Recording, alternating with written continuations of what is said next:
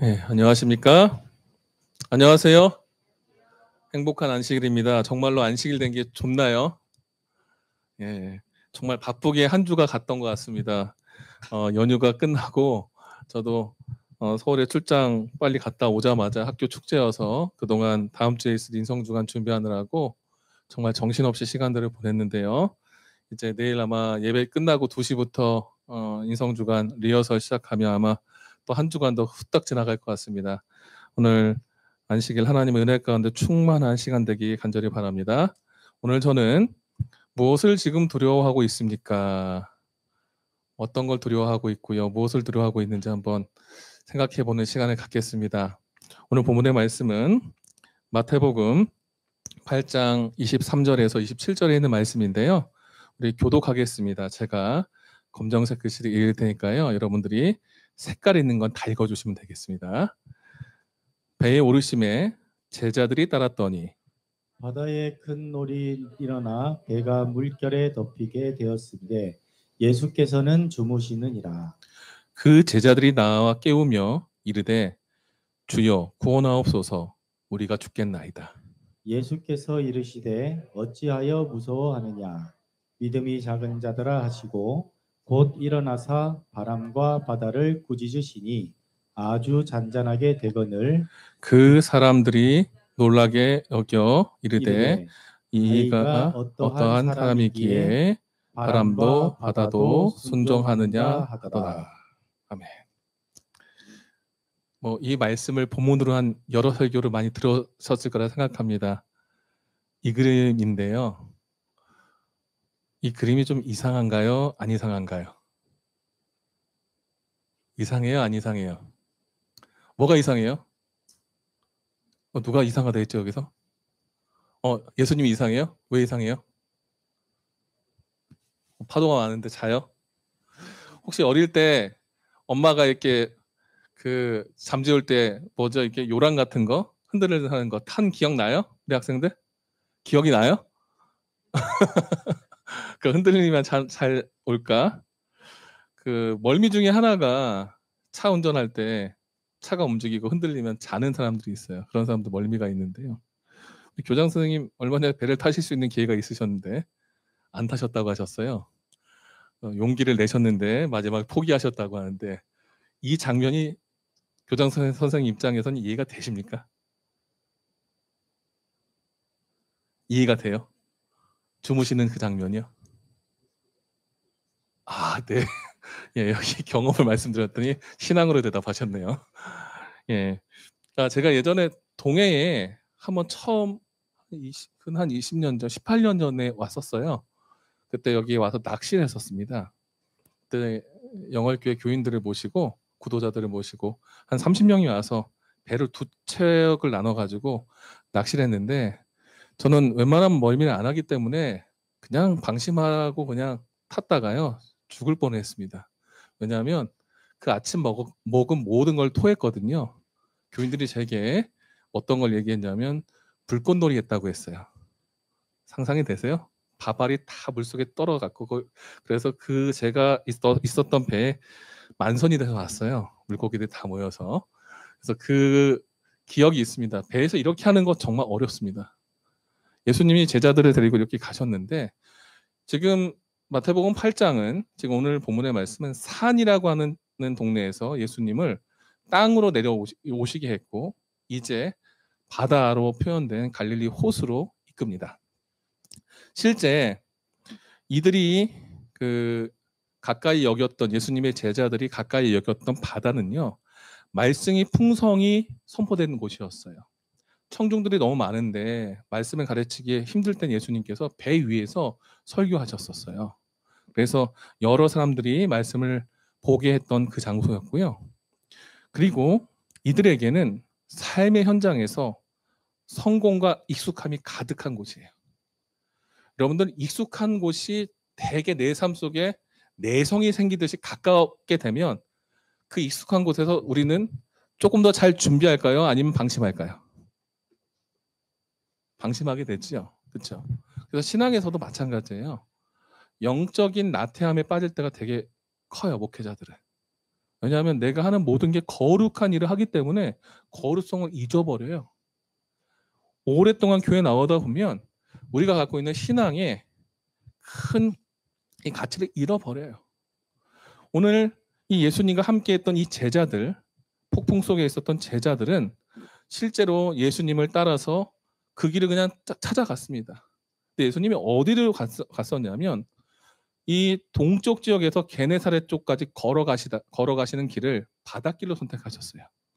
실제로 이 갈릴리 호수의 동쪽은 인구 밀도가 높은 지역이고요. 그 서쪽은 인구 밀도가 낮았어요. 인구 밀도가 낮다는 것은 사람이 많이 산다, 적게 산다? 적게 산다. 적게 산다는 것은 개발이 많이 됐어요, 적게 됐어요? 적게 됐죠. 개발이 적게 된 동네는 소문이나 문화가 빠를까요, 느릴까요? 느리죠. 예수님은 사람이 많은 곳에서부터 없는 곳까지 다니시면서 말씀을 다 전하셨어요. 근데 그 가는 길에 사람들이 너무 많이 몰리는 거예요. 그래서 우리 지난 시간에 말씀 들을 때 이 문둥병자도 있었고 백부장도 있었고 이런 얘기들이 있었잖아요. 그래서 그 사람들을 다 만나고 가기가 어려워서 이제 배에 오르십니다. 그 모습을 가지고 우리가 오늘 말씀을 보시면 좋은데 실제 그 제자들을 따랐던 예수님을 따랐던 제자들을 성경에는 예수께서 배에 오르심에 제자들이 따랐다라고 얘기합니다. 근데 실제로 이 따랐다라는 그 말을 제가 가만히 생각해 봤어요. 따랐다라는 것은 따라갔다라는 거고요. 쫄쫄쫄쫄 쫓아갔다는 거예요. 실제 예수님의 제자들은 어떻게 예수님을 따랐냐면 마가복음 10장 28절에 이런 마음으로 예수님을 따랐어요. 예수님, 당신이 나의 주님을 내가 믿사오니 내가 모든 것 버리고 따라가겠습니다. 그 고백을 마가복음 10장 28절에 베드로는 우리가 모든 것을 버리고 주를 따랐다라고 이야기합니다. 이 따랐다라고 하는 따름은 순종을 의미하고요.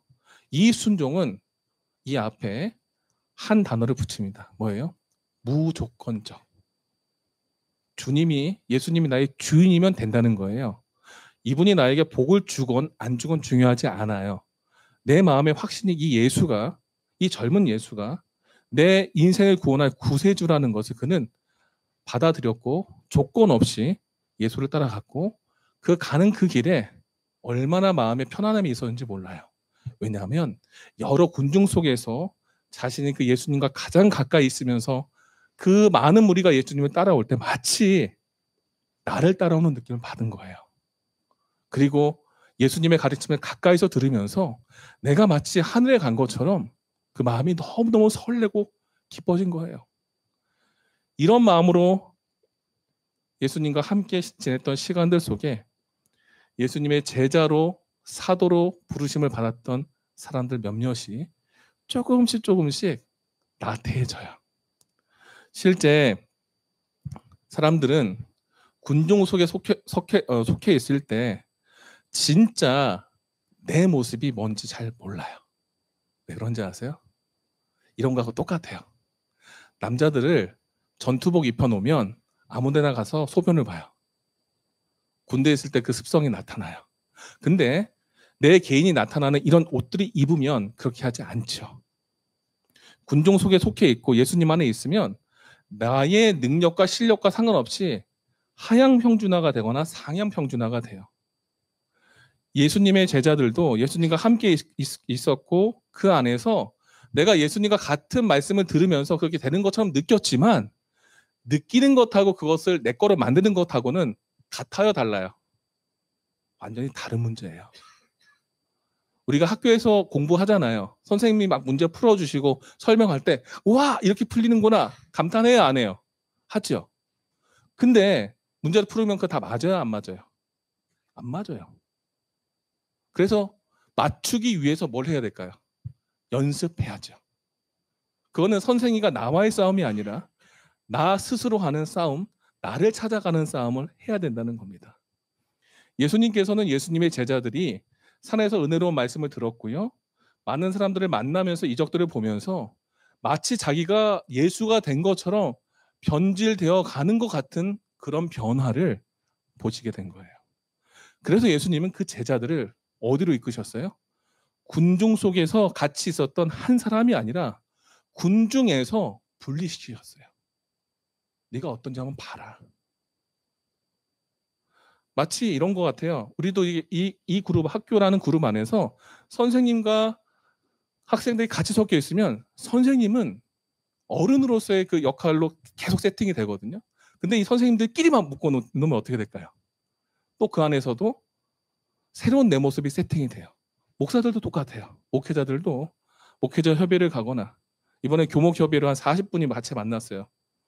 만나서 협의할 때 그 안에서 뭐 근엄한 그런 목사님 아니에요. 목사님들끼리 만나면 선후배고 다 잘 알고 하니까 내 진짜 모습이 막 나타나요.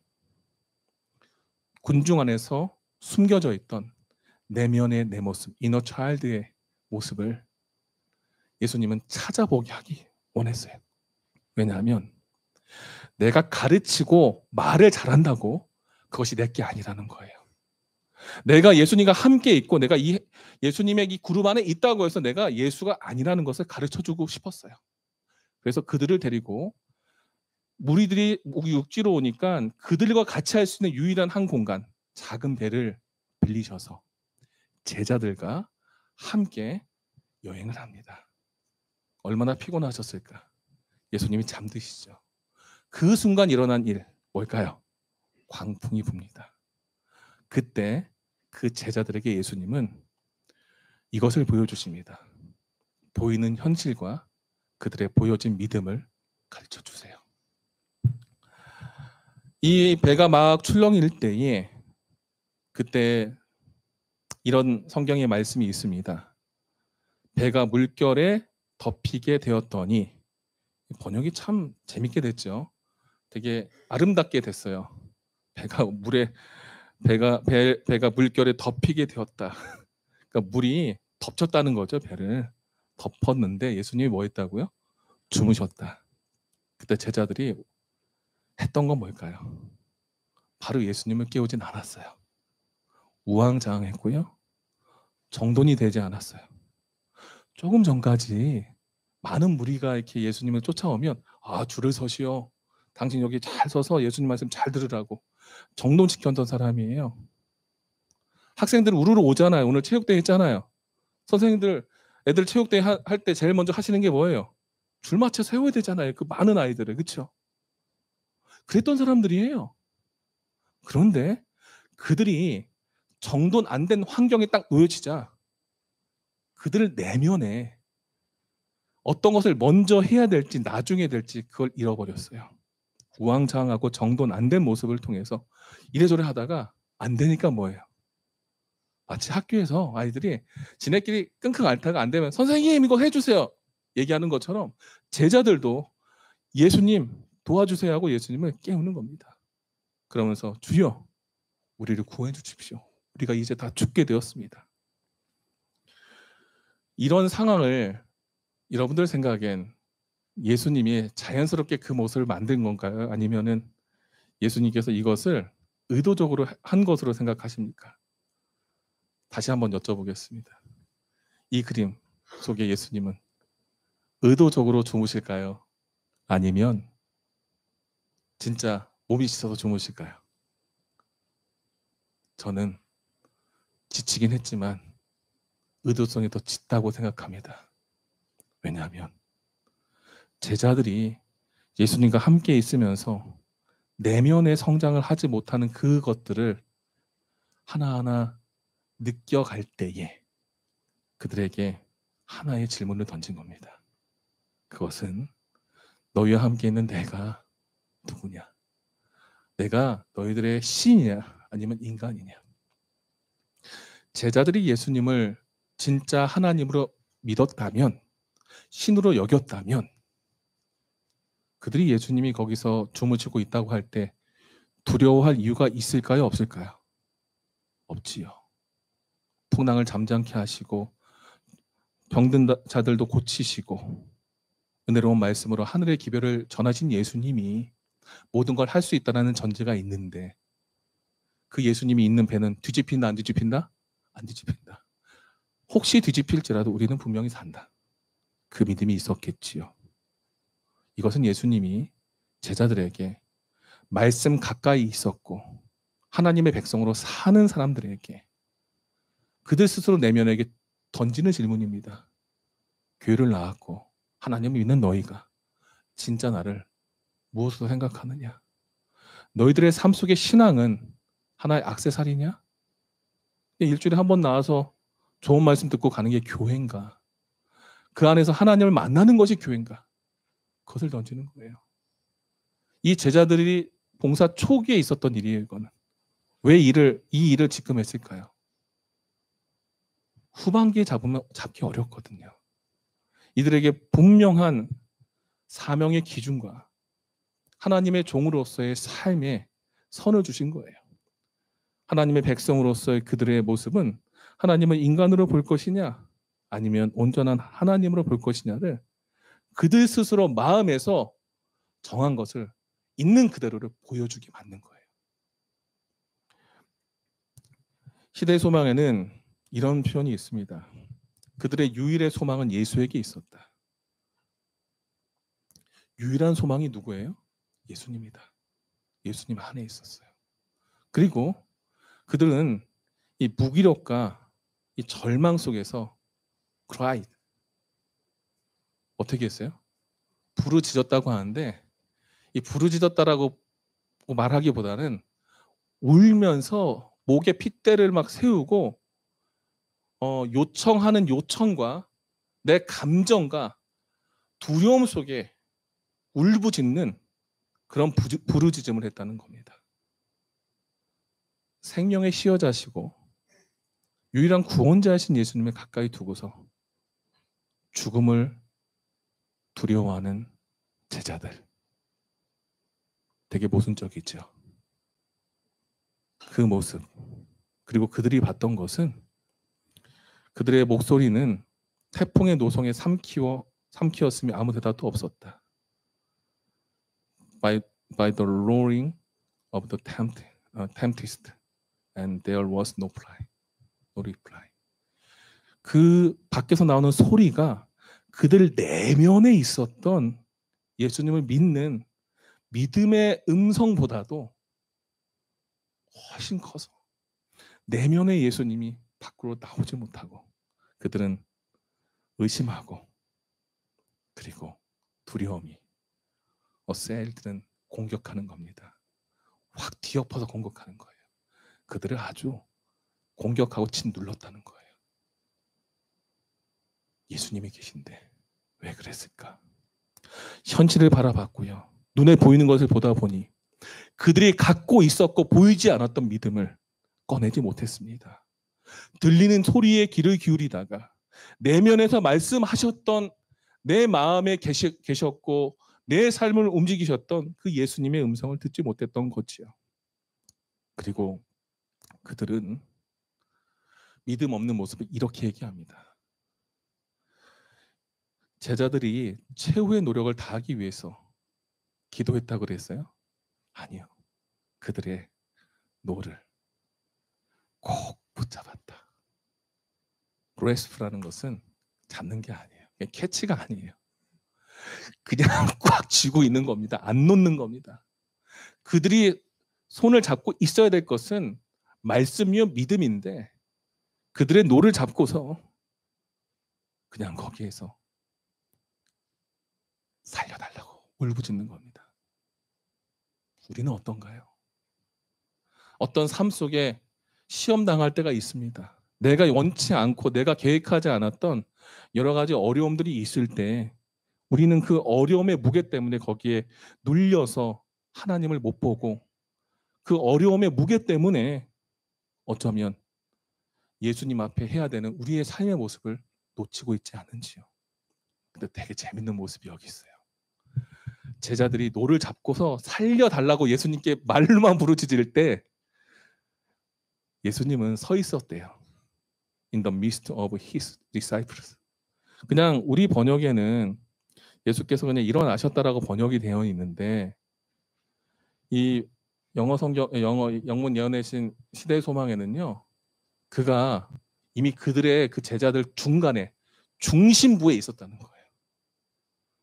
아까 그림상으로는 대머리에 이렇게 있었지만 이미 예수님이 깨서 그들 중심에 탁 서 있었다는 거예요. 이 미스트라는 것은 전체 안의 중앙이고 때로는 우리 삶의 중심을 얘기합니다. 흔들리고 이중적이죠. 구원자가 있는데 살려달라고 얘기하고 살려달라고 얘기하면서 딴 거 잡고 있는 이중적인 우리의 모습 속에 이미 예수님은 그 마음의 중심에 서 있었다라고 얘기합니다. 여러분, 이게 신앙이에요. 우리가 할 수 있는 신앙은 완벽하지 않아요. 그래서 예수님이 가르치시고 예수님이 계속 손대시고 너 이거 고쳐라. 너 이거 좀 바꿔라. 내가 조금 더 늦게 올게. 지금 오면 너 못 데려갈 것 같으니까 조금 더 늦게 올 테니까 다시 한번 바뀌어라. 이미 우리 가운데 서 계신 예수님이 우리를 붙잡고 계신데 우리는 주변의 소리와 주변의 분위기와 내가 갖고 있지 않은 능력 때문에 불안해하죠. 그들을 바라봤던 예수님이 하신 말씀, 바로 그게 믿음의 크기입니다. 어찌하여 무서워하느냐? 믿음이 뭐한 자더라? 믿음이 뭐한 자더라? 작은 자더라. 그렇죠? 그리고 예수님이 그들을 꾸짖으시는데요. 여기도 되게 중요한 표현이 있어요. 저는 이 표현이에요. 믿음이 작은 자더라. 자, 우리 앞에 있는 원이 그래 앞에 앉았으니까 꼭 번역해 주세요. 자, 영어 성경 띄었습니다. 자, 빨간 글씨. 자, 여기 믿음이 작은 자들이라고 했죠. 여기 작은 자들아, 그렇죠? 자, 이 번역이 맞을까요, 틀릴까요? 리틀 페이스라고 했어요. 믿음이 작은 자들, 그리고 리틀 페이스. 맞는 번역 같아요? 좀 틀린 번역 같아요? 맞는 것 같아요? 우리는 혹시 이제 이렇게 생각하죠. 작다, 적다 이거 생각하실 텐데, 그렇죠? 우리 수학 선생님이랑 양과 수에 대한 개념이 정확하셔서 그렇게 하시지만, 그렇죠? 영어에서요, 이게 있어요. 양을 나타내는 그 부사에서 little과 a little, few와 a few의 의미가 달라요. 그렇죠? 기억나요? 그러면 번역이 맞을까요? 틀릴까요? 꼭. 그렇죠? 어떻게 해야지 맞을 것 같아? 믿음이 작은 자들아가 아니라 믿음이 거의 없는 자들아. 거의 없다. 부정으로 쓴 거예요. 요만큼 남았다로 본 게 아니에요. 흔들리는 그들에게 예수님을 따랐고 사람들 앞에 뭐 했어요? 계속 봉사하면서 멋지게 했던 그들의 모습이었는데 흔들리는 자신의 삶의 문제 속에 놓였을 때 그들이 예수님을 부르짖으면서도 내 삶의 밥줄을 놓지 않고 있는 그 모습, 예수님이 옆에 있는데 살려달라고 예수님께 하늘을 향해 외치는 그 모습, 이중적인 그 모습을 바라본 예수님은 이중적인 그들의 모습을 믿음이 작은 자라고 얘기하지 않으셨어요. 믿음이 거의 없는 자들아. 근데 이 모습을 어떻게 쓴 줄 아세요? 마가복음에 이렇게 썼어요. 뭐라고 썼어요? No face. Little face는 no face예요. 거의 없는 것은 없는 거예요. 그래서 너희가 어찌하여 믿음이 없느냐? 예수님이 다시 한번 질문한 거예요. 너 나를 하나님을 믿어? 너 나를 인간으로 생각하는 거냐?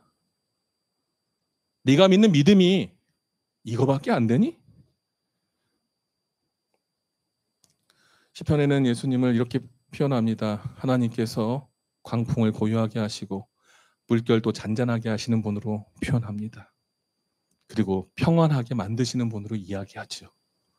이렇게 생사로 오고 가는 이 풍랑 속에서 예수님께서는 금방 일어나셔서 그들의 중심에 서서 그들을 꾸짖으시고 그리고 이 풍랑을 다시 한번 큰 소리로 호통치시면서 혼내십니다. 그리고 이 바다는 어떻게 됐어요? 잔잔하게 됐어요. 여기에 되게 중요한 하나의 원리가 있는 것 같아요. 오늘 이 폭풍이라고 하는 광풍을 영어로는 메가샥이라고 얘기해요. 메가샥이라고 하는 단어는 이 헬라어 원문의 뜻에는 세이스모스 메가스라는 뜻이고요. 그리고 잔잔하다, 고유하다는 건 영어의 캠이라는 단어인데 이걸 메가쉰이라 그래요. 이 엄청나게 불안정한 상태에서 엄청나게 안정되는 상태까지 예수님의 한마디면 됐거든요. 근데 이들은 절대로 만들 수 없었죠. 근데 이 과정이 엄청난 이 변화와 엄청난 안정, 이 거대한 안정으로 가는 그 가운데 필요한 하나가 무엇이었냐면 믿음이었어요. 인간의 힘으로는 잡을 수 없었고요. 우리의 문제를 해결할 수 없었어요. 그럼 여러분들에게 물어보겠습니다. 여러분들의 인생에 엄습한 광풍이 뭐가 있나요? 아이를 키우는 부모님들은 자녀가 뭐가 될까요? 그 인생의 큰 파도가 되고 광풍이 되겠지요. 건강이 안 좋으신 분들은 건강이 뭐가 될까요? 광풍이 되겠지요. 돈이 없으신 분들은 돈이 되겠지요. 우리 학생들은 뭐가 될까요? 공부가 되겠지요. 어떤 문제가 해결되는 그 순간 바로 위에서 오는 건 이 고요함, 잔잔함인데 메가샥에서 메가신으로 이어지는 그 가운데 필요한 하나, 그 삶의 문제, 내가 해결할 수 없는 문제를 해결할 수 있는 그 하나는 바로 오직 예수님밖에 없고 그분의 외침 속에 뭐 하는 거예요? 모든 걸 맡기는 거였어요. 맡길 때 예수님이 믿음 없다고 한 이유는 딱 하나였어요. 입으로는 예수님을 이야기했지만 손으로는 뭘 잡았어요? 노를 잡고 있었어요. 그들이 노를 놨다면 아마 성경엔 리틀 페이스라고 안 썼을 거예요. 리틀 페이스라고 썼을 것 같아요. 왜요? 그래도 좀 믿음이 있었네. 말과 행동이 일치하니까. 마음과 뜻이 다르고 말과 행동이 다른 우리들의 모습에서 예수님이 말씀하신 거예요. 너 정말로 성공하고 싶고 정말로 이 문제 해결하고 싶지. 근데 기도는 하는데 왜 내가 하라는 대로 안 하지? 그걸 가르쳐 주는 겁니다. 예수님의 제자들이 많은 이적들을 보고 말씀의 감동을 받아서 많은 사람들이 이제 바꾸고 그들의 삶 속에 들어가야 되는데 가르치는 삶과 살아가는 삶이 다르는 영적 이중성 속에 어떤 영향력도 없었기 때문에 그들에게 말씀하신 거예요. 조금 바쁘지만 우리들에게 좀 나중에 봅시다. 내가 이들 데리고 한번 갈게. 그리고 그 제자들에게 얘기한 거예요. 너희가 너희 마음에 있는 믿음의 분량 한번 봐라. 뭘 줄 수 있는지, 뭘 나눌 수 있는지를 먼저 한번 생각해봐라. 너희가 그 문제를 해결하기 위해선 기도하는 것뿐 아니라 너의 손과 발도 똑같이 기도한 것처럼 살아봐라. 한번 좀 해결하기 위해서 나한테 온전히 한번 내 삶을 바뀌어봐라. 그 얘기합니다. 시대의 소망에는 이 모습을 제자들이 예수를 의뢰하였더라면 저들은 평강 가운데 있을 것이다. 그들이 예수님을 완전히 트러스트했다는 건 완전히 믿고 신뢰했다는 거예요. 온전히 믿었다면 그들은 캡틴 피스라는 것은 평화로운 가운데 놓여져 있을 것이다. 그들이 타는 순간, 예수님을 따르는 그 순간 그들의 내면의 요구를 가지고 따랐던 그 욕심이 아니라 예수님을 온전히 따라가겠다는 믿음으로 그 발걸음을 했다면 그들은 광풍을 만나지 않았겠죠. 광풍을 만났다는 그 자체는 그들의 삶이 불안정했기 때문에 하나님이 그걸 그대로 보여주신 겁니다. 프리미어라고 하는 책이 있습니다. 혹시 보신 적 있으신가요? 이 책 저도 10년 전에 한번 읽었었던 책인데요. 이 책에 보면은 우리가 어떤 것을 바라보는 이 하나의 틀이 있다는 거예요. 그런데 성취하는 사람하고 안주하는 사람의 프레임이 있는데 성취하는 사람은 접근하는 프레임을 가지고 어떤 사물을 바라보고 도전하지만 안주하는 사람은 회피하고 뒤로 물으면서 거기에서부터 뭐 하는 거예요? 그냥 가만히 있다가 도태된다는 겁니다. 우리가 어떤 프레임을 가지고 있느냐에 따라서 우리는 처음부터 전혀 보지 못했던 대상과 고려조차 하지 못하는 선택지까지 존재할 수 있다고 이야기합니다. 이 책에서는. 즉 믿음은 우리가 세상을 바라보고 우리가 환난을 바라보고 어떤 것을 당할 때 그것을 바라보게 하는 하나의 프레임입니다. 어떤 어려움이 있을 때 왜 나에게 이것이 왔지? 왜 내게 안 풀리지? 그것도 중요하지만 그것 속에서 내가 그 다음 단계로 가야 할 다음 스텝이 무엇인지를 기도하면서 찾아가는 것이 더욱더 중요하다는 것이지요. 믿음 안에서 믿음을 가지고 이제 행동해야 된다는 것이지요. 믿음을 통한 행동으로 한 걸음 한 걸음 나아가서 우리가 해보지 못한 것들을, 할 수 없는 것들을 다시 한번 내 삶 속에서 하나님 앞에 내려놓고 해결해 보자는 겁니다. 그래서 이 위기의 순간, 위기 때문에 그들은 결국 불신을 확인했습니다. 이 위기는 그들의 그 위기의 때, 어려운 위기의 때에 그들의 불신이 드러났고 그들의 그 자신의 구원을 하려고 하는 그 노력은 예수님을 잊게 만들었고 예수님을 잊은 것을 그들을 보여주었다는 겁니다. 그리고 그들은 그 상황 속에서 하나님을 의지하기보단 나를 의뢰했어요. 우리가 이 땅에 살아가면서 우리는 이 땅에 남을 사람이 아니라 분명히 하늘로 가야 될 사람입니다. 예수님이 오실 때 저 하늘에 가야 될 분명한 목적이 있는 사람이고 삶의 방향과 종착지가 다른 사람이기 때문에 하나님께서는 우리에게 그 길을 분명히 가르쳐 주세요. 그 무엇이냐면 성공을 하더라도 그 성공의 길이 예수님께서 놓아주신 그 길 속에서 만들라는 것이고요. 그것은 나를 의지하고 내가 잘 되기 위한 성공이 아니라 하나님의 일을 위해서 하는 그 성공을 만들어 보라는 겁니다. 믿음. 예수님은 이 믿음에 대해서 오늘 얘기하십니다. 거의 없는 믿음은 아예 없는 믿음입니다. 하지만 성경에 그 믿음이 겨자씨 한 알만 하더라도 뭘 옮긴다고 했죠? 이 산을 저 산으로 옮긴다고 했어요. 거의 없는 믿음은 없는 믿음이지만 조금이라도 있는 작은 믿음은 뭐예요? 능력 있는 믿음입니다. 제자들이 노를 잡고 살려달라고 했던 이중적인 그 신앙에서 그들은 리틀 페이스를 보였고 믿음 없는 모습을 보였지만 만약에 그들이 노를 놓고 예수님께 기도하는 손으로 손을 모았다면 그들은 리틀 페이스로 작은 믿음이지만 그것을 통해서 하나님의 역사를 분명히 스스로 경험했을 중요한 기회를 놓친 것이지요. 우리는 믿음을 우리 마음에 담고 우리 인생에 있는 여러 가지 풍랑을 이제 내 앞에서 다시 한번 한 걸음 한 걸음 도전하면서 그것을 극복해 나가야 되겠습니다.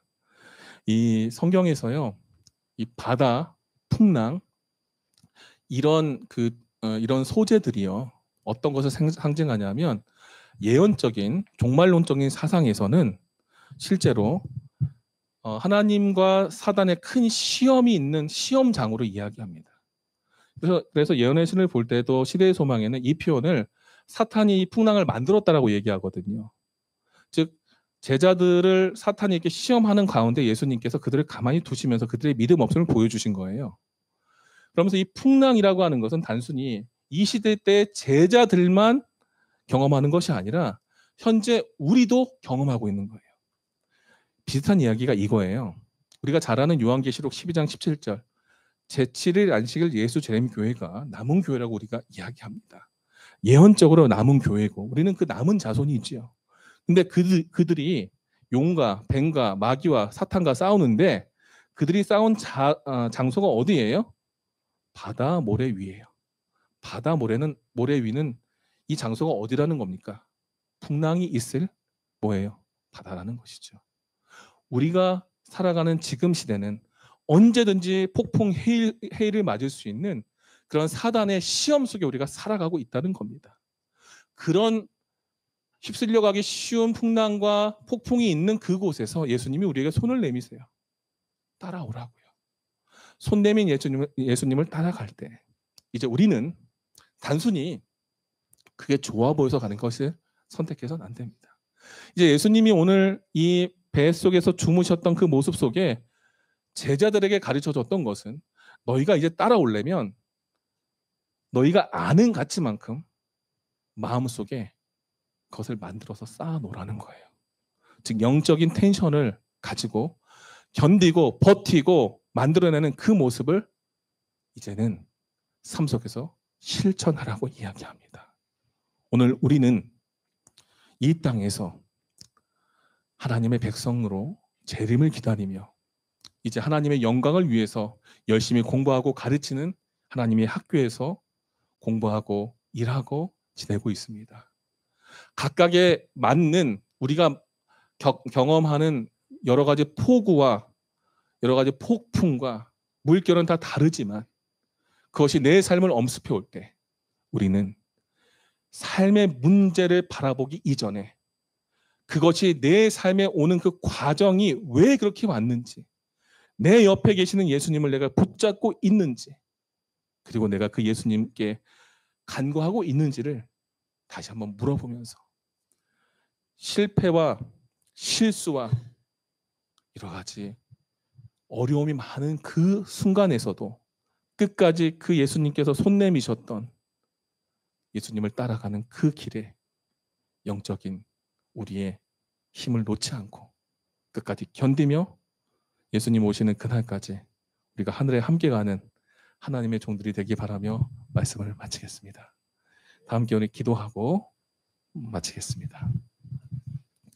사랑하는 하나님 아버지, 풍랑 속에서 주님은 주무셨지만 저희 옆에 계셨고 저희가 우왕좌왕 부르짖을 때 이미 저희 중심에 서셔서 저희들을 붙잡고 계셨습니다. 주님, 그런 주님을 저희가 믿음으로 더 가까이 바라보고 저희들의 성적 때문에, 저희들의 실력 때문에, 저희들의 부족함 때문에 흔들리는 현재 저희들의 모습에서 주님께서 분명히 해결하시고 이끄실 주님의 약속을 바라보고 기도하며 믿음으로 모든 것을 받아들이고 주님 앞에 하나님의 그 길을 따라갈 수 있는 주의 종들 되게 인도해 주시옵소서. 특별히 머리 숙인 우리 학생들에게 함께해 주셔서 하나님의 학교에서 기도하며 공부할 때에 이 아이들이 주님께 기도했던 한마디 한마디가 하나도 땅에 떨어지지 않고 하늘에 올라가 이들의 인생에 가장 좋은 결과로 열매 맺을 수 있도록 하나님, 우리 아이들을 이끄시고 그 삶을 축복해 주시옵소서. 저희들의 안식일 하나님께서 저희들과 함께 하셔서 영육간의 강건함 속에 평안한 시간 될 수 있도록 이끌어 주시옵기를 예수님의 이름으로 간절히 기도합니다. 아멘.